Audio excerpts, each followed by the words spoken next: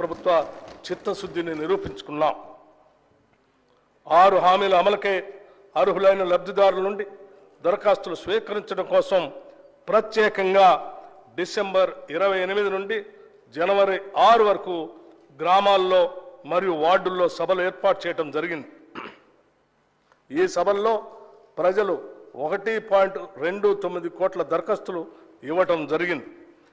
దీనిని బట్టి ప్రజల్లో ఈ హామీలపై ఉన్న విశ్వాసం అర్థమవుతా ఉంది. అందుకే ఒక ప్రత్యేక సాఫ్ట్వేర్ ద్వారా ఈ దరఖాస్తులను క్రోడీకరించే పని కూడా త్వరితగతిన పూర్తి చేయటం జరిగింది. దీనివల్ల మున్ముందు ఈ హామీల అమలులో లబ్ధిదారుల ఎంపిక మరియు వాటికి అవసరమైన నిధులు సమకూర్చుకోవటానికి మార్గం సులభతరం అవుతుంది. మహాలక్ష్మి పథకంలో భాగమైన ఉచిత ఆర్టీసీ బస్సు రవాణా సౌకర్యాన్ని మా ప్రభుత్వం డిసెంబర్ 9, 2023న ప్రారంభించడం జరిగింది. రాష్ట్ర మహిళలు ఈ పథకం పట్ల అత్యంత సంతృప్తి మరియు సంతోషం వ్యక్తం చేస్తున్నారు. ఈ పథకం సజావుగా సాగటానికి సకాలంలో ఆర్టీసీకి అవసరమైన నిధులు అందజేస్తున్నాం. ఇప్పటికే నెలకి 300 కోట్ల రూపాయల చొప్పున అదనపు నిధులు మంజూరు చేయటం జరిగింది.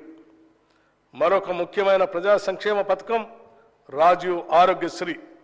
ఈ పథకం కింద మా హామీ ప్రకారం డిసెంబర్ 9, 2023 నుండి వైద్య ఖర్చుల పరిమితిని 5 లక్షల రూపాయల నుండి 10 లక్షల రూపాయల వరకు పెంచడం జరిగింది.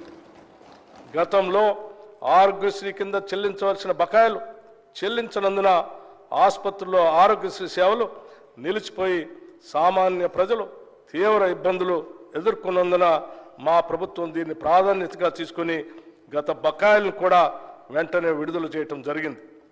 భవిష్యత్తులో కూడా ఆరోగ్యశ్రీ కింద వైద్య సేవలకు ఎటువంటి అడ్డంకి లేకుండా అవసరమైన నిధులు చెల్లించడం జరుగుతుంది. మా ప్రభుత్వ హామీల్లో మరో ముఖ్యమైన 2 హామీలు గృహజ్యోతి మరియు 500 రూపాయలకే వంట గ్యాస్ సిలిండర్ సరఫరా. గృహజ్యోతి